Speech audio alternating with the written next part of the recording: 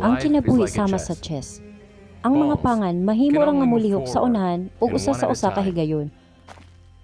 Sila kanunay nga gisakripisyo. Ang knight makalihok sa usa ka L-shape ug mahimo nga maabtik nga mabuntog ang uban. Samtang ang reyna adunay gahom sa paglihok sa palibot sa pisara taman sa gusto. Naanad na kami sa mga lagda ug matinumanong nagsunod sa usa ka dula. Mauusab ang mahitabo sa katilingban.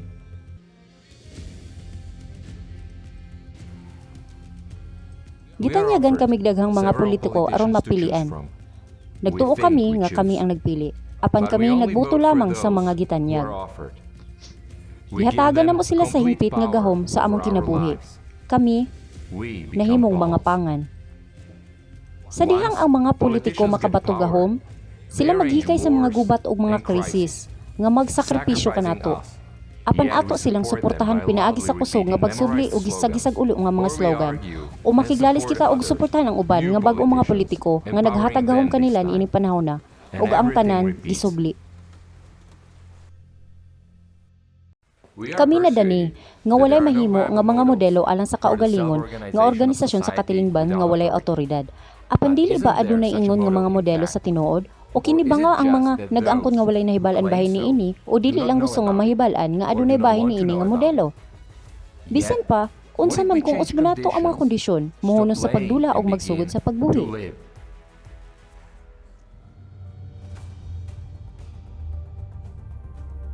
Unsa ang itsura sa usa ka kalibutan din ang mga tawo adunay kontrol sa ilang kaugalingon nga kinabuhi. Organisado sa kaugalingon ug tinuod nga gawasnon ug mahuna-hunaon sa ilang mga pagpili. Dili lang ang individual nga gagmay nga mga grupo apan ang tanan nga 8 ka bilyon nga mga tawo sa planeta. Adunay ingon nga modelo o kini gitawag nga creative society. Atong tan-awon kung unsay hitsura niini.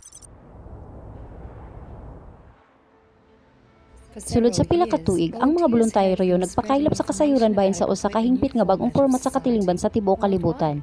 Ug pagkahuman, ang mga tawo sa tibuok planeta nagpahigayon usa ka internasyonal nga referendum diin ang mamugnaon nga format sa katilingban hapit nagkahiusa nga gisagop. Kini misangpot sa mahinungdanong mga kausaban sa mga relasyon sa mga tawo ug sa planeta sa kinatibukan. Ang tanan nga artificial nga gibuhat sa mga krisis ug mga gubat sa kalibutan mihuno ang problema sa kagutom na sulbad-sulod sa mubo nga panahon. Tungod kay ang kinabuhi sa tawo nahimong nag-unang bilis sa bag-ong forma sa katilingban. Ang pinakabag-o nga advance nga mga teknolohiya nga dili ma-access sa mga tawo sa konsumidor nga format nagsugod sa pagpaila bisan asa. Ang matag usa-usa gihatagan sa usa ka sosyal nga pakete nga naglakip sa usa ka moderno nga Pinoy-anan nga adunay gilapdon nga 60 square meters matag tawo ug usa ka walay kondisyon nga sukaranan nga kita nga katumba sa $10,000 sa US matag bulan. Apan ang nagunang butang nga naangkon sa matag usa kanato mao ang katungod nga madungog. Nagbalhin kami sa usa ka hingpit nga bag-ong format sa paghimog desisyon, self-governance. Sa creative society, wala na'y presidente o parlamento, wala pa'y labot ang mga diktador. Adunay mga tao ra. Ug ang tingog sa matag tawo parehas nginungdanon kung ang mga desisyon gihimo. Mama, ikaw ba ang nagdesisyon sa tanan karon sama sa gihimo sa mga presidente kaniadto? Wala na'y mga presidente sa bisan unsang matang hinigugma. Tao ako, sama kanimo. Ug karon wala na'y labaw sa mga tao. Busa ang mga tao mismo ang magbuot sa tanan. Nagpasabot pa kini nga mahimo nimo usbon ang bisan unsang butang sa kalibutan? Aw, dili gyud. Ang ako opinyon sama sa kaimportante sa mga opinyon sa binilyon nga ubang mga hamtong sa planeta. Apan ang usa ka tawo bisan kinsa pa siya, dili makapromote sa usa ka proyekto nga siya ra ang ganahan ug dili matagaw sa kadaghanan. Yan man, tungod kay kinahanglan nga iboto kini sa kadaghanan. Ang pagdumala sa kaugalingon sa katilingban nagpasabot nga kita isip komunidad mohukom pinaagi sa mayorya nga pagboto kung adunay mahitabo o dili. Ang pagdumala sa kaugalingon dili ang pagkawala sa pagdumala o takos nga pagplano. Apan kini ang pagkawala sa awtoridad.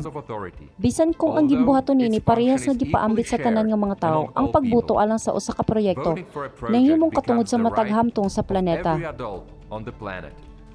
Ug ang bintaha mao nga ang mga tawo mismo nagtinguha sa pagpauswag sa kahimtang sa kinabuhi sa katilingban. Nahimong krimen ang pagbag-o sa usa ka butang sa kinabuhi sa mga tawo nga wala mangutana kanila.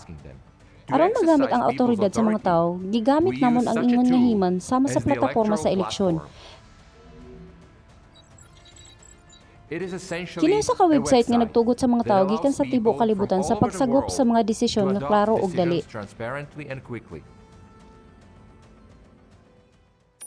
Kung sa ka-global nga isyu gisumiti alang sa pagboto, ang mga tao gikan sa tibuok kalibutan kinahanglan nga moapil sa pagboto.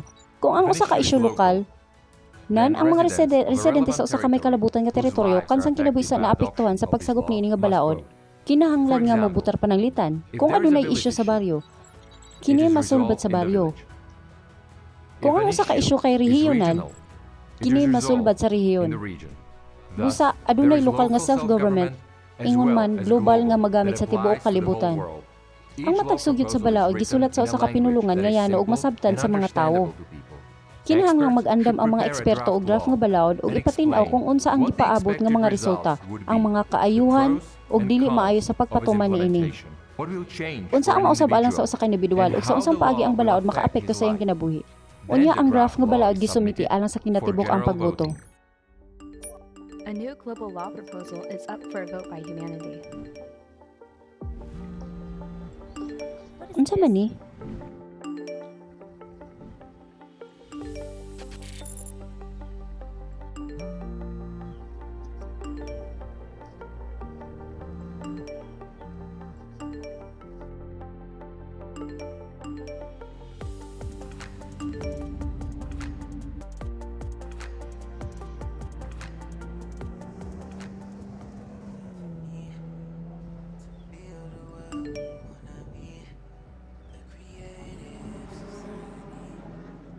Nawabasa ang draft nga balaod.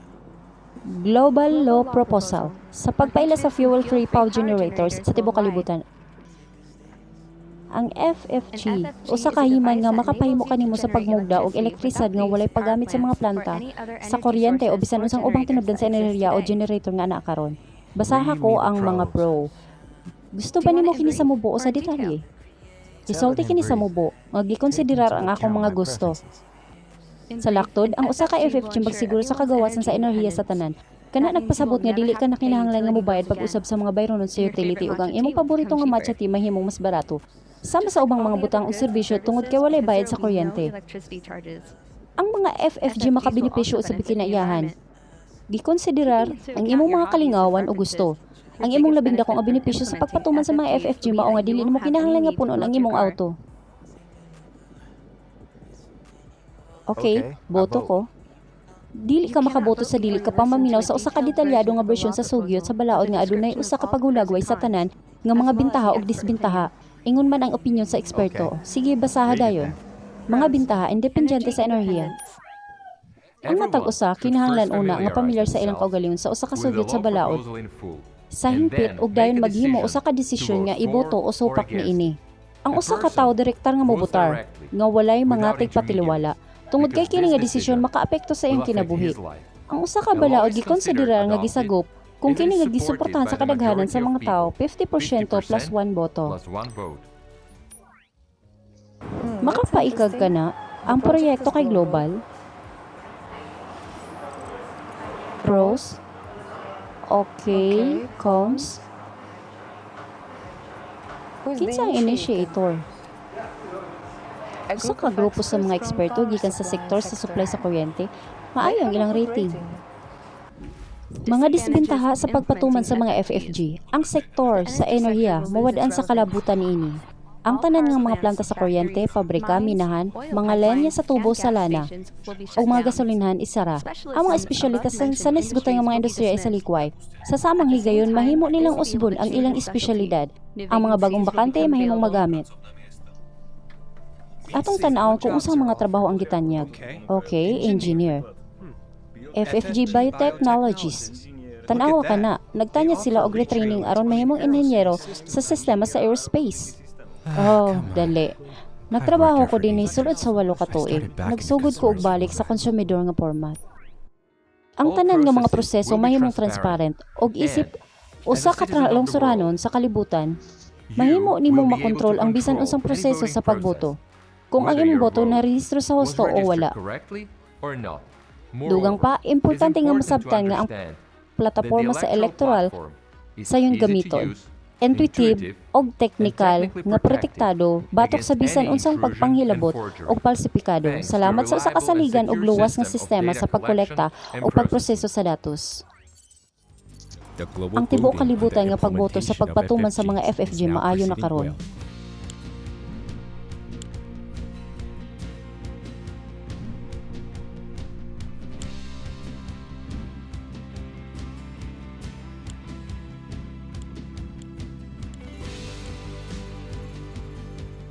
Ang aktual nga pagpatuman sa usa ka balaod nga gisagop sa mga tawo pagadumalahon sa mga responsableng administrador. Subay sa istriktong balaod nga gisagop og sulod sa gitakdang panahon. Pinaagi sa electoral plataporma sa tinuod nga panahon, ang mga tawo makahimo sa pagmonitor sa pagpatuman sa gisagop nga balaod ug pag-recall sa mga administrador kung adunay bisan unsang pag-abuso. Usa ka importante nga kalainan tali sa proseso sa pagbutar sa consumerista sa nga format o sa usa sa creative society, mao nga sa creative society ang bisan unsang impormasyon mahimong bukas ug ma-access. Ang pagkabukas sa impormasyon dili magamit sa bisan unsang paagi batok sa usa ka individual tungod kay ang kinabuhi sa tawo mao ang labing taas nga kantidad. Kalibutan nagbalin-balin sa mga generator nga walay gasolina. Kapin sa 2 ka bilyong pamilya ang nakadawat na og FFG ug sa dili madugay kini magamit na sa matag lumulupyo sa planeta. Everything is in order. Congratulations sa imong bagong FFG. Salamat. Ang giplano nga pagsira sa mga planta sa kuryente, mga gasolinahan ug usa ka kontroladong luwas nga pagbalin ngadto sa mga industrial nga FFG malampuson nga gisugdan.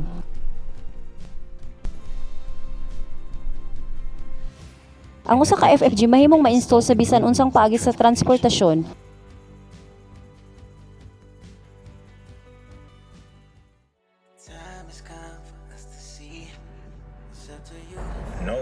Kadugay ako nag-drive nga wala magpagasolina.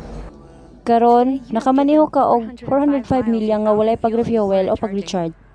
Sa kinatibukan, ang imong sakyanan nakabiyahe og sa kalibo 267 ka milya gamit ang FFG.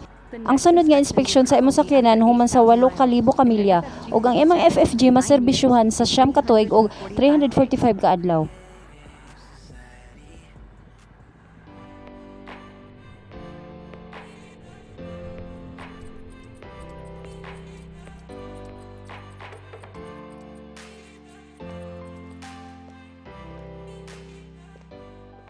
Hi Yushka, mangisda ka?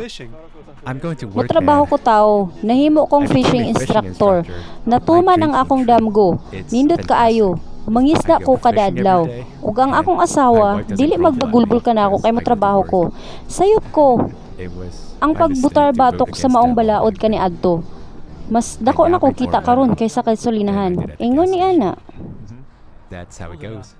Og ikaw, gikuha na ko kana nga trabaho. Ako mahimong usa ka aerospace engineer. Nag-agi na ako sa pagbansi o pag-practice. Cool, good luck nimo.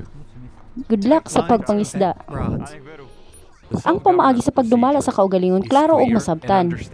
Gisiguro niini ang kahusay sa paghimog desisyon ug pagkontrol sa dali nga pagpatuman sa mga desisyon. Dugang pa, ang kaugalingon nga gobyerno nagwagtang sa bisan unsang kondisyon alang sa korupsyon. Walay usa nga mahimong suborno tungod kay walay tawo nga magdepende sa mga desisyon. Ang matag usa mahimong managsama nga makaapil sa pagdumala sa mga kalihukan sa katilingban. Walay usa nga makabaton sa bisan unsa nga mga pribilehiyo o imyunidad. Ang mga tawo mismo ang magdesisyon kung asa igahin ang ilang mga kahiyungaan ug dungan nga magkontrol kung giunsa kini gigamit. Sayon ra alang sa bisan kinsa nga tawo nga magsumiti usa ka inisyatibo sa ilang kaugalingon sa pagsulbad sa usa o lain nga hinungdanon nga isyu. Ang usa ka inisyatibo gipamatud-an alang sa pagkamanunayon sa 8 ka foundations of the Creative Society o gisumiti sa publiko. Kung gisuportahan sa mga tawo ang ideya, nan ang mga eksperto moapil og mag-andam usa ka draft nga balaod alang sa pagboto. Oy guys, busa, mosuporta ka kanako? I'm going to change the world. Miingon ka nga layo ra ang lakaw paingon sa parke o gamay ra ang mga swing. Very few Unsa imong hunahuna baha iniining parke dol sa among balay? our house.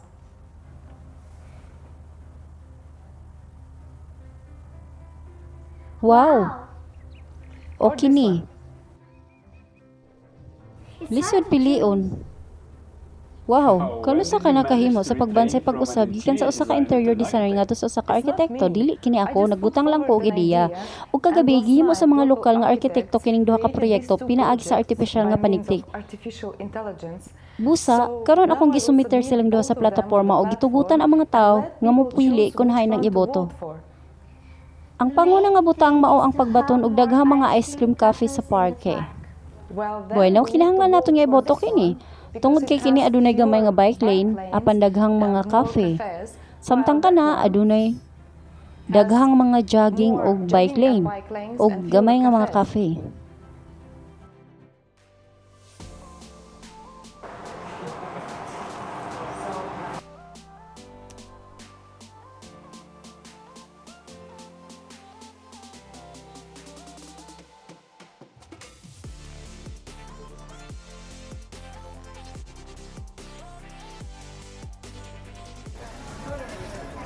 Nay, nakatukod ka og nindot nga parke, pero gamay ra ang mga cafe ug dili maayo nga pagpili sa mga lami sa ice cream. Ani ang imong ice cream batanong babayi? Gusto ka, dili maayo ang pagpili apan sa dili madugay, adunay daghan pa. Bag-o lang mi nagbukas gapon. Enjoy. Salamat.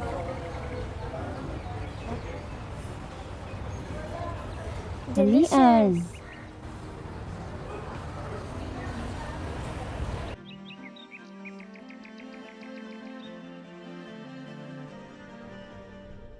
Sa karong nga katilingban sa mga konsumidor, ang usa ka nasod o bisan ang usa ka alyansa sa daghang mga nasod dili makahimo sa pagpatuman sa hingpit nga konsepto sa pagdumala sa kaugalingon. Tungod kay adunay ingon nga konsepto sama sa geopolitics o sa kawalay katapusan nga gubat sa mga interes. Adunay kompetisyon ug away alang sa mga kahinguhaan ug ang nasudnong ekonomiya nagkadugtong sa dakong bahin. Busa, ang mga tawo sa usa ka bulag nga nasod dili makahimo sa hingpit nga independente nga mga desisyon. Ang tinuod nga pagdumala sa kaugaling posible lamang sa mamugnaon nga format sa katilingban. Ug walay susama niini nga matang sa pagdumala karon. Sa konsumidor nga format, ang balaod kasagarang manalipod ug makabenepisyo ni adtong nagmugna nini apan kung ang mga tawo mismo ang naghimo og mga balaod ug gibutar kini, nagtrabaho sila alang sa kaayuhan sa tanan nga mga tawo, dili lamang sa pipila. Kung ang mga tawo mismo ang naghimo og mga proyekto ug nagpasiugda sa mga balaod, walay mga gubat, internasyonal nga panag-away o panagbangi sa ingon nga katilingban. Tungod kay ang labing bililhon nga butang alang kanamo mga tawo, mao ang kinabuhi ug katong dili katuohan nga mapalaaboton nga gitanyag kanamo sa creative society.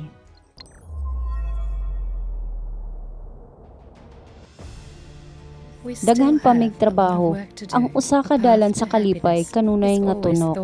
Sa among kaso, ang dalan padulong sa creative society, kinahanglan nga manamilit kita sa pipila ka mga butang, magkat-on og maanad sa usa ka butang. Apan adunay mas malipay ang mga higayon niining tanan. Pagkahuman sa pagpaila sa mga FFG, dagang mga oportunidad ang nabuksan kanamo. Ang mga vertical nga human sa tibuok nga planeta, usa ka replicator sa butang, ug bisan ang walay katapusan nga wanang naa na karon sa creative. Sa creative society, ang ordinaryong mga tao dili na mga pangan.